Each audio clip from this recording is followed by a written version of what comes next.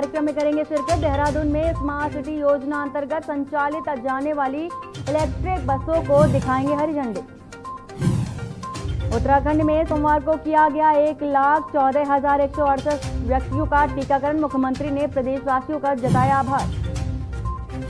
हरिद्वार सहित 8 जिलों में कोरोना के 10 से कम पॉजिटिव। 24 घंटे में 163 केस, 8 की मौत। राज्य में संक्रमण दर 6% कम।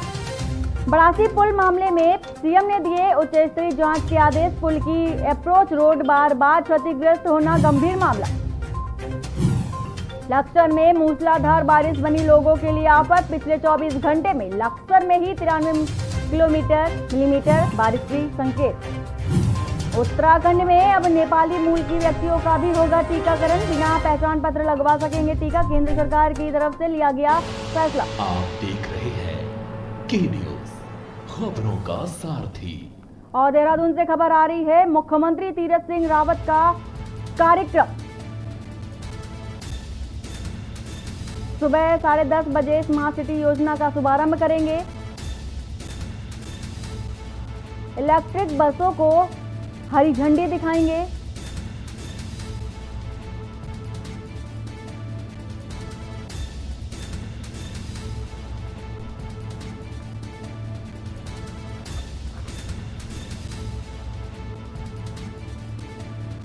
परेड ग्राउंड में कार्यक्रम किया जाएगा और 11 बजे कार्यक्रम संबंधित अधिकारियों से मीटिंग भी करेंगे, भेंट भी करेंगे। वहीं 3 बजे मुख्यमंत्री की समीक्षा बैठक भी होगी।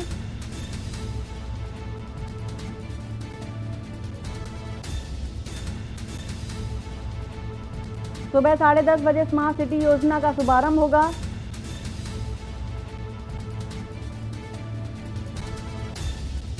तीन बजे से 5 बजे तक मुख्यमंत्री की समीक्षा बैठक होगी। मुख्यमंत्री तीरथ सिंह रावत का कार्यक्रम सुबह 10:30 बजे स्मार्ट सिटी योजना का शुभारंभ करेंगे। और इसी खबर को लेकर हमारे साथ अशोक कुमार जुड़े हुए हैं। जी अशोक जी, आज मुख्यमंत्री तीरथ सिंह रावत स्मार्ट सिटी योजना का शुभारंभ करेंगे, इससे संबंधित और क्या अपडेट है आपके पास?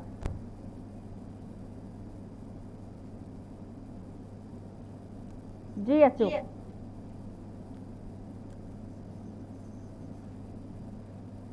अशोक जी, आज मुख्यमंत्री तीरथ सिंह रावत स्मार्ट सिटी योजना का शुभारंभ करेंगे और स्मार्ट सिटी योजना से जुड़ी हुई क्या अपडेट है आपके पास? बिल्कुल वंदना, आपको बता दूं कि आज मुख्यमंत्री तीरथ सिंह रावत स्मार्ट सिटी के अंतर्गत जनपद में इलेक्ट्रिक बसों का शुभारंभ करने जा रहे हैं।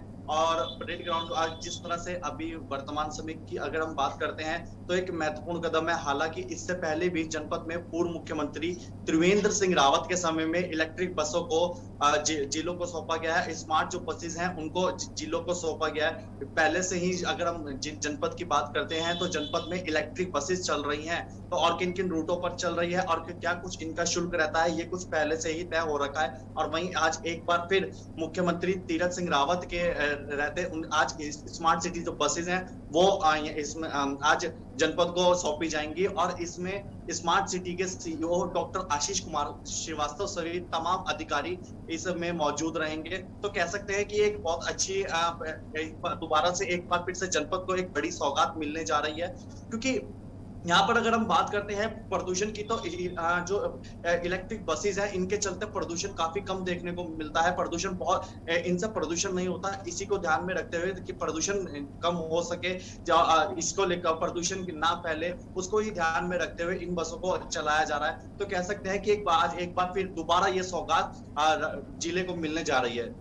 जी, जिस तरह से इलेक्ट्रिक बसों का शुभारंभ भी होगा और हरी झंडी भी दिखाएंगे और इलेक्ट्रिक बसों के चलने से पर्यावरण प्रदूषण में भी लगाम लगेगी, ये अच्छी बात भी है। लेकिन इसके साथ ही और क्या क्या व्यवस्थाएं की गई हैं, क्योंकि कोविड काल चल रहा है और व्यवस्थाओं को लेकर खासा व्यवस्था रखी जाती है, बहुत सारे इंतजाम किए जाते हैं। तो कार्यक्रम में किस तरह की व्यवस्था देखी जा रही है?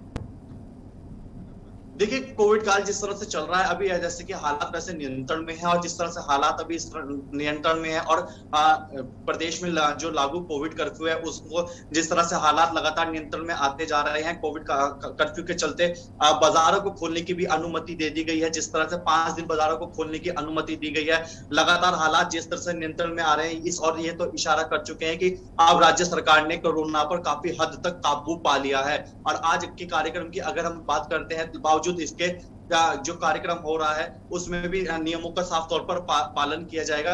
लगातार सरकार द्वारा जनता से भी, और खुद अगर सरकार की बात करें तो लगातार ये अपील की जा रही है। हालात नियंत्रण में है, लेकिन यहाँ पर नियमों का पालन करना अनिवार्य है। नियमों का किसी भी तरह से उल्लंघन नहीं होना चाहिए, क्योंकि ये बिल्कुल नहीं कहा जा सकता कि जिस तरह से लगातार ये आशंका जताई जा रही है कि तीसरी लहर जल्द से जल्द आएगी। तीसरी लहर को लेकर भी अब अगर बात करें हम एम्स अस्पताल के जो डॉक्टर्स हैं, विशेषज्ञ हैं, उनका साफ तौर पर यह कहना है कि 6 से 8 हफ्ते में अगली तीसरी लहर कोरोना की आ सकती है। तो कहीं ना कहीं खतरा बढ़ सकता है। अगर हम विदेश की बात करें तो अमेरिका में ये तीसरी लहर आ भी चुकी है और कई अधिक संक्रमित लोग पाए जा चुके हैं। ऐसे में तीसरी लहर 6 से 8 हफ्ते तक, यानी कि जुलाई के आखिरी हफ्ते में तीसरी लहर की पूरी आशंका जताई जा रही है। तो उसको लेकर अभी से सतर्क रहने की बहुत ज्यादा जरूरत है। अगर कहीं ना कहीं यहाँ लापरवाही बरती गई तो ऐसा कहना बिल्कुल भी गलत नहीं होगा कि संक्रमण का ग्राफ तेजी से ऊपर नहीं जाएगा। तो ऐसे में सरकार को भी और प्रशासन को भी और साथ साथ जनता को भी इस बात ध्यान में रखने की जरूरत है कि भले ही हालात नियंत्रण में हो चुके हो, लेकिन आपको ढिलाई बिल्कुल नहीं करनी है। जी बिल्कुल। जिस तरह से इलेक्ट्रिक बसों का इंतजाम भी किया गया है और आज हरी झंडी भी दिखाएंगे, तो इलेक्ट्रिक बसों में कितनी सीटें बनाई गई हैं? देखिए, यहाँ पर बात करते हैं अगर जिस तरह से बसों की, तो जो बसें पहले दी गई थी उनमें अलग भी सीटें थी। अब जो बसें देनी जा रही है, ये कार्यक्रम के बाद ही पता चल पाएगा कि इसमें कितनी सीटें हैं, क्या कुछ इसमें विशेषताएं हैं और क्या कुछ इसमें सुविधाएं हैं, और किस तरह से इसकी सुविधाएं जनता को मिलेंगी, जनता को मुहैया इसकी सारी सुविधाएं प्राप्त होगी। ये सब कुछ कार्यक्रम के बाद ही पता चल पाएगा। ये 10:30 बजे परेड ग्राउंड में कार्यक्रम होने जा रहा है, और इन जो बसें मिलेंगी, ये किन किन रूटों पर, क्या क्या रूट इसके रहेंगे और क्या इसका शुल्क रहेगा, ये सारी जानकारी जो है कार्यक्रम के बाद ही पता चल पाएगी। क्योंकि इससे पहले भी जो बसें जिले को प्राप्त हुई थी उसमें क्या कुछ सुविधाएं थी। जी अशोक जी, बिल्कुल जो सुविधाएं दी जा रही है इलेक्ट्रिक बसों से, जनता को सुविधा भी मिलेगी, साथ में पर्यावरण प्रदूषण में भी राहत मिलेगी। इसके साथ ही आज समीक्षा बैठक भी होगी, मुख्यमंत्री समीक्षा बैठक करेंगे 3 बजे से 5 बजे तक। तो समीक्षा बैठक में किन किन विषयों पर चर्चा हो सकती है? देखिए, आज समीक्षा बैठक जो होने जा रही है, जो योजना की अगर हम बात करते हैं तो केंद्र सरकार द्वारा जो योजनाएं चलाई जा रही है, जो कोरोना काल के दौरान जो योजनाएं चलाई गई है, चाहे वो मुख्यमंत्री स्वरोजगार की योजनाओं की बात अगर हम करें या अन्य हम किसी भी योजना की बात करते हैं कि जिससे कोरोना काल के दौरान जिससे कि जनता को सीधे सीधे फायदा हुआ, और केंद्र द्वारा बनाई गई जितनी भी योजना है उसको जनता तो किस तरह पहुंचाया जा रहा है और जनता को कितना उस योजनाओं का लाभ हो रहा है, उसको लेकर आज तमाम उन योजनाओं को लेकर आज मुख्यमंत्री उन अधिकारियों के साथ बैठक करेंगे। और इस दौरान किसी भी योजना में कोई खामी पाई जाती है या जनता को इसका सीधा लाभ नहीं मिल रहा है या किसी भी तरह की कोई भी परेशानी आ रही है, तो उसको लेकर भी खुद मुख्यमंत्री अपनी बात यहाँ पर रखेंगे। और अगर किसी भी तरह के अधिकारियों द्वारा कोई परेशानी आ रही है या कोई भी ऐसी दिक्कत आ रही है, तो अधिकारी भी अपना सुझाव मुख्यमंत्री के सामने पेश करेंगे और उसमें किस तरह से संशोधन किया जाएगा या बदलाव किया जाएगा, उसको लेकर भी यहाँ पर अपनी बात की जाएगी। और आगामी समय में केंद्र द्वारा जो योजनाएं हैं और मुख्यमंत्री द्वारा जो योजना है वो जनता को कैसे दी जाए, जनता को उसका सीधा कैसे लाभ मिल सके, उसको लेकर भी आज की इस बैठक में चर्चा हो सकती है। जी अशोक जी, जानकारी देने के लिए आपका बहुत बहुत शुक्रिया। तो हम बता रहे थे कि 3 बजे से 5 बजे तक मुख्यमंत्री तीरथ सिंह रावत समीक्षा बैठक करेंगे और मुख्यमंत्री तीरथ सिंह रावत का कार्यक्रम है आज, जिसमें वो इलेक्ट्रिक बसों को हरी झंडी दिखाएंगे।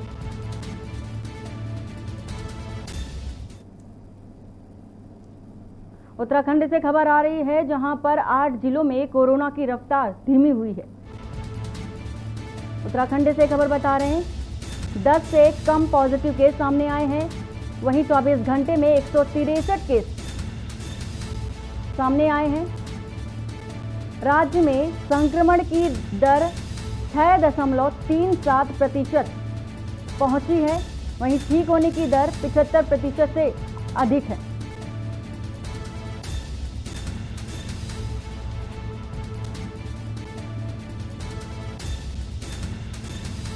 दस से कम पॉजिटिव केस 24 घंटे में 163 केस सामने आए हैं। राज्य में संक्रमण की दर 6.37% तक पहुंची। ठीक होने की दर 75% से अधिक है।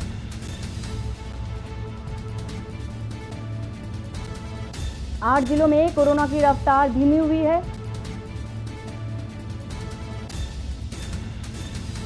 जिस तरह से उत्तराखंड में कोरोना का कहर आपने देखा और ऐसे में कोरोना के आंकड़े में कमी आना बेहद राहत भरी खबर है।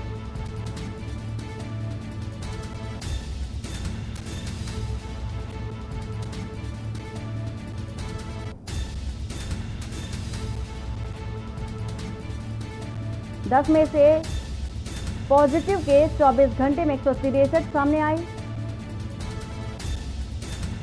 और इसी खबर को लेकर हमारे साथ राम गोपाल जी जुड़े हुए हैं। जी राम गोपाल जी, जिस तरह से राज्य में कोरोना की रफ्तार हमने देखी और आंकड़ों में बढ़ोतरी देखी और ऐसे में आंकड़ों में कमी आई है, ये बेहद राहत भरी खबर है। बिल्कुल, देखिए जिस तरीके से प्रदेश में पहले कोरोना की लहर चली, अब दूसरी लहर यानी कि तीसरी लहर को लेकर भी प्रदेश सरकार तैयारियां कर रही है। तो साथ में जिस तरीके से ये जो कई जिलों में यानी कि 10 से अधिक जो कम केस देखने को मिल रहे हैं, ये एक राहत भरी खबर है। क्योंकि जिस तरीके से कोरोना के मामलों में कमी देखने को मिली है, प्रदेश में 163 जो कोरोना नए संक्रमित मामले मिले हैं और साथ में यानी कि 8 कोरोना संक्रमित से जो है मरीजों की मौत हुई है।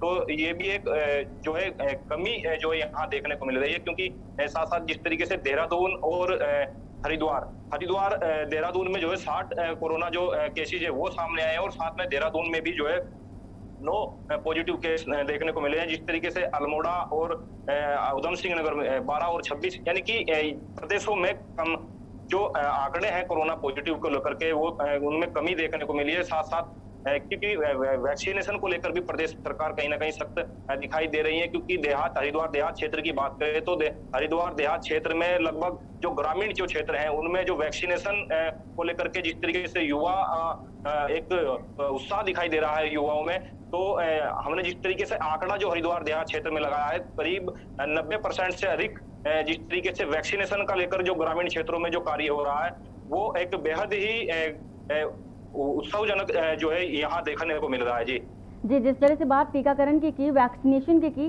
तो गाँव में किस तरह से टीकाकरण करवाया जा रहा है, क्या बूथों को इंतजाम किया गया है और लोगों की जो जागरूकता है वो भी सामने आ रही है?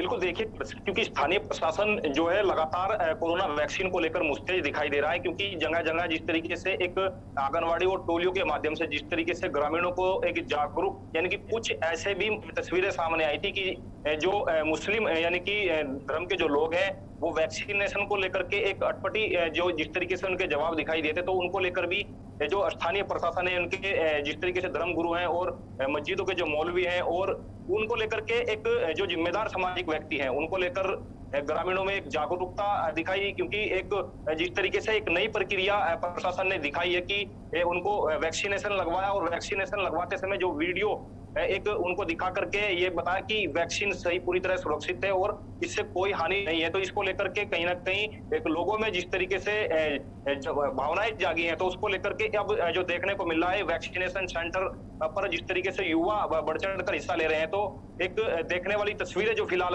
हरिद्वार देहात क्षेत्र से देखने को मिल रही है। क्योंकि इस समय जो वैक्सीनेशन को लेकर पहले किल्लत नजर जो आ रही थी, अब 18+ यानी कि जिस तरीके से 18+ वालों के लिए पहले रजिस्ट्रेशन करना होता था, स्लॉट बुक करने होते थे, उसको लेकर के जो स्थानीय जो लोग थे वो बहुत परेशान थे। क्योंकि जो बाहर के व्यक्ति यानी कुछ 5 मिनट में जिस तरीके से स्लॉट और रजिस्ट्रेशन को लेकर के एक महामारी मची हुई थी, तो उसको लेकर के जो स्थानीय लोग थे, क्योंकि जो कम पढ़े लिखे लोग थे उनको रजिस्ट्रेशन कराने में बहुत समस्या आ रही थी। अब सरकार ने जो स्वास्थ्य विभाग ने ये पहल की है कि रजिस्ट्रेशन को लेकर के जो व्यक्ति टीकाकरण कराने के लिए जाएगा यानी कि टीकाकरण बूथ पर ही उसका आधार कार्ड लेकर के जो वहां एक व्यक्ति यानी कर्मचारी स्वास्थ्य विभाग का बैठा रखा है और उसको लेकर के वही व्यक्ति उनका टीकाकरण का जो रजिस्ट्रेशन है वो रजिस्ट्रेशन करेगा और स्लॉट बुक करेगा और साथ ही वही वहीं पे वैक्सीनेशन का कार्य भी किया जाएगा। तो ये एक स्थानीय लोगों के लिए बहुत ही आसानी भरी खबर है, क्योंकि जिस तरीके से कल से जो वैक्सीनेशन को लेकर के एक भीड़ जो है देखने को मिल रही है, साथ साथ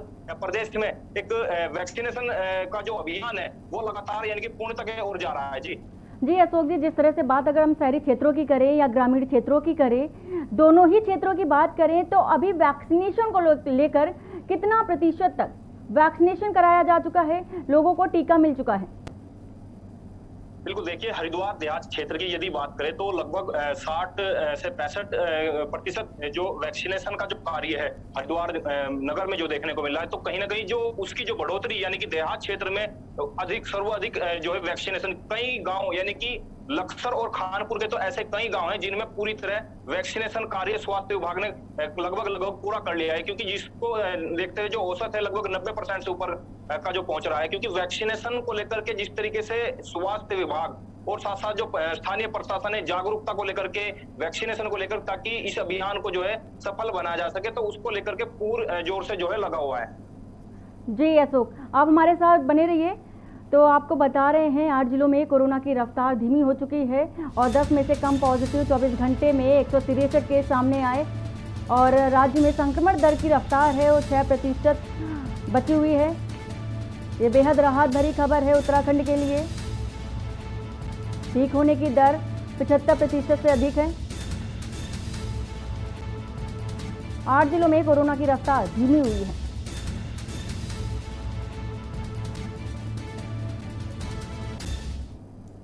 खबर लक्सर से है, जहां गंगा का जल स्तर कम हो गया है, पर मानसूनी बारिश अभी भी क्षेत्रीय लोगों को डरा रही है। पिछले 24 घंटे में लक्सर में ही 93% मिलीमीटर बारिश के रिकॉर्ड दर्ज किए गए, जबकि जिले के रुड़की, बहादुराबाद, भगवानपुर व नारसन में इस दौरान कुल मिलाकर 40 मिलीमीटर से भी कम बारिश हुई है। आपको बता दें कि पहाड़ों पर भी बारिश से जहां गंगा ने विकराल रूप धारण कर लिया है, तो वहीं अब किसानों की कई बीघा फसलें जलमग्न हो गई हैं। 2 दिन से उफनाई गंगा का जल स्तर घटना शुरू हो गया है, पर किसानों पर बारिश आफत बनकर सामने आई।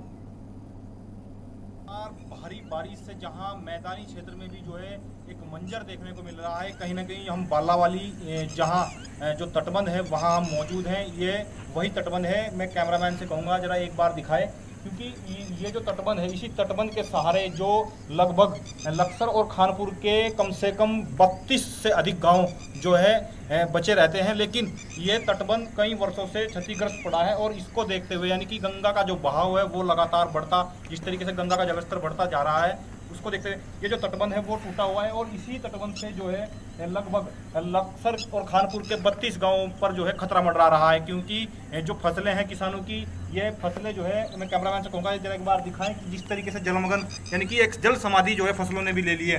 तो उसको देखते हुए हालांकि प्रशासन द्वारा एक मुस्तैदी जो है दिखाई गई है और साथ में अभी सतपाल महाराज यानी पर्यटन मंत्री और सिंचाई मंत्री सतपाल महाराज ने भी यहाँ दौरा किया था, हवाई निरीक्षण किया था। पहले भी निरीक्षण किया गया है, लेकिन कोई मतलब जो है एक ठोस कार्रवाई नहीं यहाँ पर हो पाई है। क्योंकि तटबंध पर यदि समय रहते मरम्मत का कार्य यदि हो पाता तो शायद ये जो किसानों की फसलें हैं ये बच जाती। इस तरीके से देख सकते हैं कि जो गंगा के बीच में भी जो फसलें खड़ी हैं वो भी इस समय जल समाधि में मगन है, कहीं ना कहीं देख सकते हैं। तो ये साफ देखा जा सकता है कि जो लगातार भारी बारिश प्रदेश में हो रही है और मौसम विभाग की हाल ही में भी लगभग जो चेतावनी भी 4-5 दिन की ओर दी हुई है, तो इससे जो है कहीं ना कहीं जो तटबंध से सटे जो गांव हैं उनके ऊपर भी खतरा मंडरा सकता है। हालांकि प्रशासन द्वारा कई बाढ़ चौकियां जो है स्थापित की गई हैं, लेकिन किस तरीके से मॉनिटरिंग जो है प्रशासन जो है इस बाढ़ प्रभावित क्षेत्रों पर करता है वो आने वाला वक्त बताएगा। कैमरा पर्सन के साथ रामगोपाल, के न्यूज़ इंडिया, हरिद्वार। और जिस तरह से बाढ़ का संकट बना हुआ है, किसानों की फसलों पर इसका असर देखने को मिल रहा है और जिस तरह से नदियां उफान पर हैं और भी कई सारे मसले हैं जो इसका कारण बनी है बाढ़ का। जैसे कि पहले से ही जो रिसर्च की गई थी बाढ़ को लेकर के, पहले ही बताया गया था कि अगर हिमखंड ऐसे ही पिघलता रहा तो बाढ़ के आसार बने रहेंगे। तो हमारे साथ इस खबर को लेकर रामगोपाल जुड़े हुए हैं। जी रामगोपाल जी, किसानों का बहुत नुकसान हुआ है, जिसकी भरपाई करना बेहद मुश्किल है, क्योंकि जो फसलें इस महीने में उगाई जानी थी वो उगाई गई और इनका कटान भी होना था। तो ये फसलें आगामी जो आने वाला साल है तभी उगाई जा सकेंगी। ये तो नुकसान हुआ ही, इसकी भरपाई कैसे होगी? बिल्कुल, देखिए प्रशासन को इसके लिए जो है जिन किसानों की फसलें यानी कि इस बाढ़ जैसी आपदा से जो तबाह हुई है उसको लेकर के उनके लिए मुआवजा, यानी कि जिस तरीके से कि तो कोरोना सरकार को कदम उठाने चाहिए, क्योंकि उनको राहत तभी मिल पाएगी यदि उनके लिए एक मुआवजे का ऐलान किया जाए। तो साथ में क्योंकि एक ये भी है और साथ साथ जो तटबंध की मरम्मत का कार्य को लेकर यदि हम बात करें, हमने अपने दर्शकों को तो वहां क्षतिग्रस्त कई वर्षों से हो रखा है। तो साथ में जो स्थानीय जो निवासी है उन्होंने भी कई बार सरकार से इसकी शिकायत की है कि मरम्मत कार्य यदि समय पर हो तो शायद बरसात जैसी, जिस तरीके से अब मानसूनी दस्तक के बाद बरसात ने जो है दस्तक दी है प्रदेश में और भारी बारिश की चेतावनी लगातार मौसम विभाग द्वारा दी जा रही है और कई हजार बीघे यानी कि लक्सर और खानपुर के जो किसान हैं उनकी कई हजार बीघे जो फसलें हैं वो पानी में जलमग्न हो चुकी है। क्योंकि यदि सतपाल महाराज का भी यानी कि जो स्थानीय विधायक है खानपुर से कुंवर प्रणव सिंह चैंपियन, उनके द्वारा भी 2017 के लगभग जो है ये मुद्दा जो है विधानसभा में उठाया गया था और विधानसभा के दौरान सरकार ने सिर्फ ये आश्वासन दिया गया था कि बाढ़ जैसे यानी कि बजट को लेकर के एक प्रस्ताव जो है भेजा जाएगा। लेकिन सरकार से यानी कि जो विधायक है और स्थानीय जो एक किसान है, किसानों को लेकर के आश्वासन के सिवा कुछ नहीं मिल पाया। क्योंकि जिस तरीके से ये पहले भी किसानों की जो फसलें हैं, पहली जो बारिश यानी कि पिछले वर्ष जो बारिश हुई थी उसमें भी किसानों की फसलें जलमग्न हुई थी, लेकिन मुआवजे के नाम पर कोई जो है किसानों को कुछ भी मतलब जो है मुआवजा नहीं मिल पाया। और साथ में पहले भी जो पर्यटन मंत्री है सतपाल महाराज, उनके द्वारा यानी कि हवाई निरीक्षण किया गया और साथ में इस बार भी जो आने वाले यानी कि 2-4 दिन पहले ही जिस तरीके से जो मानसूनी दस्तक है उससे पहले ही सतपाल महाराज द्वारा एक निरीक्षण किया गया, लेकिन निरीक्षण में कोई खासी जो एक्टिविटी सरकार की जो है तटबंध को लेकर के नहीं दिखाई दी। क्योंकि जी रामगोपाल जी, बिल्कुल जिस तरह के बाढ़ के आसार आप देख रहे हैं सामने है तस्वीरों के माध्यम से, इसका मुआवजा पिछली बार वाला तो अभी भुगतान किया नहीं गया है और आगामी जो भुगतान करने की बात आएगी तो कैसे किसानों का भरपाई कर पाएगी सरकार, ये बेहद जरूरी और अहम सवाल है। आपका हमारे साथ जुड़ने के लिए बहुत बहुत शुक्रिया। तो खबर आपको उत्तराखंड से बता रहे थे, जिससे जल स्तर बढ़ने से उत्तराखंड के लक्सर की ये बात है जहां पर किसानों की फसलें बर्बाद हो गई हैं। और यहाँ वक्त हो चला एक छोटे से ब्रेक का, जल्द हाजिर होते हैं। आप देख रहे हैं के न्यूज, खबरों का सारथी। पर ये दिल है कि चख रहा है उन्हीं अल्फाजों का दूर कितना भी जाओ इस जुबान से दूर ना जा पाओगे। विमल, बोलो जुबान केसरी। और खुशबू में झूम के भाई लेके आए गोल्डी मसाले, खुशबू और स्वाद ऐसा तो रिश्तों में गुस्सा कैसा। आप देख रहे हैं के न्यूज, खबरों का सारथी। ब्रेक के बाद आपका स्वागत है। गुड़गांव से नैनीताल घूमने आए पूर्व IAS अधिकारी की अचानक कमरे में बेहोश होने से मौत हो गई। आनन फानन में उनको BD पांडे अस्पताल लाया गया, जहां डॉक्टरों ने उनको मृत घोषित कर दिया। शव को पोस्टमार्टम के लिए भेजा गया और पोस्टमार्टम के बाद शव परिजनों को सौंप दिया जाएगा। प्राप्त जानकारी के अनुसार मृतक कांग्रेस पार्टी के राष्ट्रीय अध्यक्ष सोनिया गांधी के करीबी बताए जा रहे हैं। BD पांडे की इमरजेंसी में KP लाल जी को लेकर आया गया था, तो वो ब्रॉड डेड यहाँ पर आए। उनको लाने से पहले उनकी डेथ हो गई थी और उनकी जो हिस्ट्री दी गई तो उसमें वो जो है कार्डियक पेशेंट भी हैं और अनकंट्रोल्ड डायबिटिक पेशेंट भी हैं। वो उनकी इंसुलिन इंजेक्शंस वगैरह चल रहे थे। तो मोस्टली इन केसेस में जो है सडन कार्डियक डेथ होती हैं। तो अभी डेथ किस वजह से हुई ये तो पोस्टमार्टम में ही क्लियर होगा। लक्सर में स्वास्थ्य विभाग ने 18+ वालों के लिए स्टेशन साइट पर सीधे वैक्सीनेशन कराने की शुरुआत कर दी है। वहीं टीका लगवाने के लिए लोगों की लंबी लाइन लग गई है। लिहाजा सभी साइट पर 2 से 3 घंटे में ही टीके की वायल खत्म हो गई। इसके बाद विभाग ने दोबारा से वायल भेजकर टीकाकरण शुरू कराया। 18+ वालों को कोविड टीकाकरण के लिए कोविड वेबसाइट पर पंजीकरण व स्लॉट बुक करने पड़ते थे, लेकिन वेबसाइट खुलते ही स्लॉट पूरे होने से ज़्यादातर लोग टीका नहीं लगवा पा रहे थे, जिसको लेकर विभाग ने नियम में ढील देते हुए स्टेशन साइट पर ही स्लॉट बुक कर टीका लगाने का काम शुरू कर दिया है।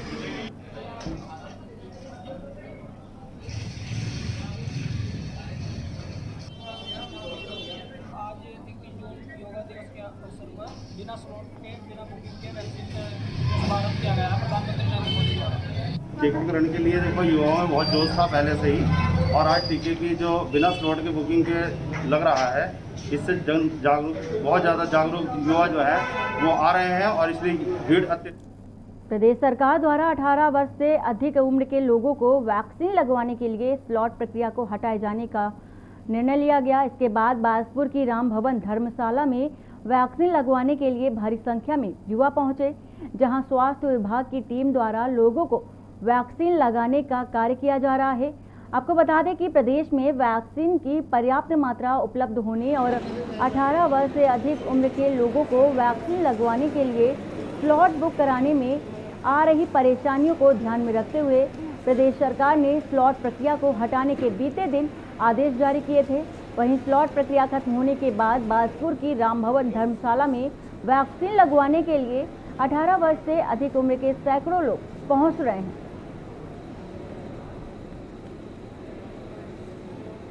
आज उत्तराखंड सरकार द्वारा पहली बार ऐसा हो रहा है कि विदाउट एनी स्लॉट डायरेक्ट आधार कार्ड से रजिस्ट्रेशन करके 18+ को वैक्सीनेशन करा जा रहा है। और अभी 12 नहीं बजा है और काफ़ी सारे लोग आ गए हैं। लोगों में बहुत उत्साह है इसके लिए, क्योंकि आज कोई भी स्लॉट का रजिस्ट्रेशन की ज़रूरत नहीं है। आप आएँ और आधार कार्ड से रजिस्ट्रेशन होगा आपका और आपको वैक्सीनेशन हो जाएगा। और वंदना पांडे के साथ इस बुलेटिन में फिलहाल इतना ही। बाकी की खबरों के लिए बने रहिए आप के न्यूज़ इंडिया के साथ। नमस्कार।